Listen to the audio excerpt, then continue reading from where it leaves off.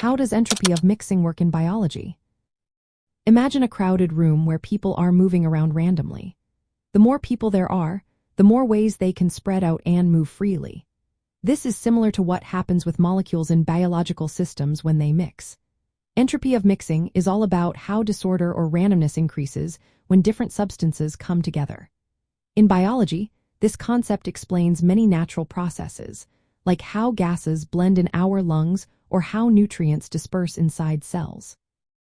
When two different molecules mix, they spread out and occupy more possible positions. This increase in the number of arrangements makes the system more disordered, which means higher entropy. This natural tendency toward disorder is what drives many biological processes to happen spontaneously. For example, oxygen molecules in the lungs move from areas of high concentration to low concentration because this increases the overall entropy of the system. The same goes for carbon dioxide leaving the blood and entering the lungs to be exhaled. Inside cells, fluids contain many solutes like salts, sugars, and proteins. When these solutes mix with water, their molecules spread out evenly, increasing the system's entropy. This mixing helps maintain stable conditions inside the cell, allowing nutrients to enter and waste products to leave efficiently.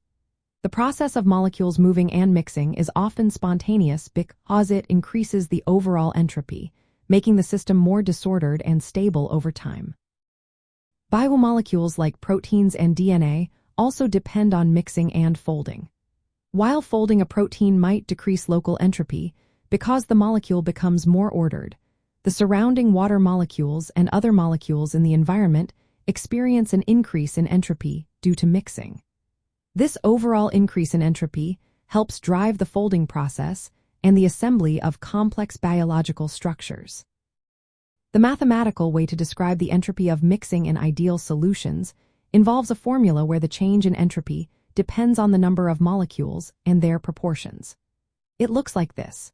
The change in entropy equals negative the number of moles times the gas constant times the sum of each component's mole fraction times the natural logarithm of that mole fraction. This formula shows that, as molecules become more evenly distributed, the entropy increases. In real biological systems, molecules often interact in complex ways, so the actual change in entropy can vary. But the core idea remains the same. Mixing increases the number of possible arrangements, leading to higher entropy.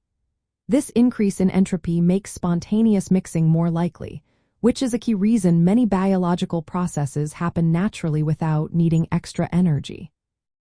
Understanding how entropy of mixing works helps explain why molecules tend to spread out and mix in living organisms.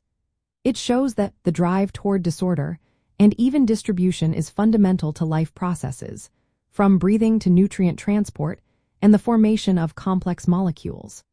It's a simple yet powerful principle that keeps biological systems functioning smoothly and efficiently.